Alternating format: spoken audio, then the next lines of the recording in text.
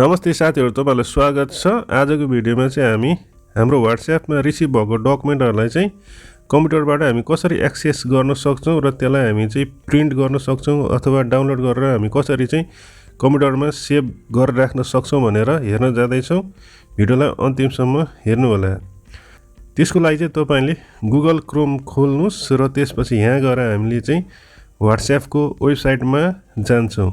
त्यसको लागि चाहिँ हामी यहाँ गएर WhatsApp फर PC भनेर चाहिँ टाइप गर्छौं र हामी चाहिँ यहाँ गएर यहाँ सेकेन्डको अप्सनमा आएर चाहिँ डाउनलोड अप्सनमा आएर हामी यहाँ आएर चाहिँ WhatsApp डाउनलोड गर्छौं।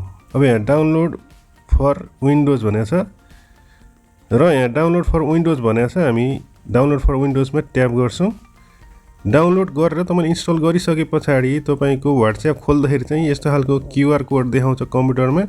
त्यसपछि चाहिँ हामी आफ्नो मोबाइलमा आउने र मोबाइलमा आइसकेपछि हाम्रो आफ्नो WhatsApp खोल्नुस् र हामी यहाँ 3 डटमा जान्छौं र यहाँनेर हामी सेटिङमा जान्छौं र हाम्रो यहाँनेर QR को अप्सन आउँछ अनि यहाँ चाहिँ स्क्यान कोडमा चाहिँ हामी जान्छौं र हामी चाहिँ यो कम्प्युटरमा देखाएको QR लाई चाहिँ हामी स्क्यान गर्छौं र हामी कन्टिन्युमा ट्याप गर्छौं। अब यहाँनेर चाहिँ तपाईलाई यो अप्सन देखायो, त्यसलाई चाहिँ हामी ओके गरेर यहाँ फेरि हामी लिंक डिभाइसमा ट्याप गर्छौं।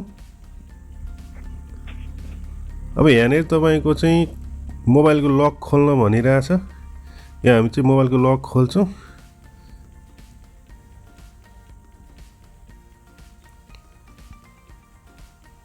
अब चाहिँ हामीले यहाँ कम्प्युटरको QR लाई हामी स्क्यान गर्छौं। त्यसपछि आएर चाहिँ हामी अब चाहिँ हाम्रो यहाँनेर कनेक्ट भइसकेको छ। अब हेरौं कम्प्युटरमा पनि अब चाहिँ यहाँनेर अब यसरी अटोमेटिक कम्प्युटरमा पनि WhatsApp यसरी एक्सेस हुन्छ। र यहाँ चाहिँ म एउटा यहाँ डकुमेन्ट आइराको छ मेरो WhatsAppमा, यसलाई चाहिँ म डाउनलोड गर्न चाहदै छु। ल मैले चाहिँ यहाँनेर आएर एउटा डकुमेन्ट चाहिँ डाउनलोड गरे। अब यसरी चाहिँ तपाईले कुन चाहिँ लोकेसनमा चाहनुहुन्छ कम्प्युटरको त्यही लोकेसनमा गएर चाहिँ डकुमेन्टलाई डाउनलोड गरेर सेभ गरेर नि राख्न सक्नुहुन्छ र तपाईको आवश्यकता अनुसार तपाईले प्रिन्ट पनि गर्न सक्नुहुन्छ र युज गर्न सक्नुहुन्छ। अनि हामी यहाँ आएर चाहिँ 3 डटमा आएर चाहिँ हामी लग आउट गर्यौं भनेदेखि चाहिँ अब कम्प्युटरबाट WhatsApp लग आउट भइसकेको छ र फेरि कम्प्युटरमा WhatsApp लगइन गर्नको लागि चाहिँ सेम प्रोसेस हो। त्यही प्रोसेस दोहोर्याएर चाहिँ हामी फेरि रिलगिन गरेर पनि हामी युज गर्न सक्छौं। हुन्छ, आजको भिडियोमा यति नै। धन्यवाद।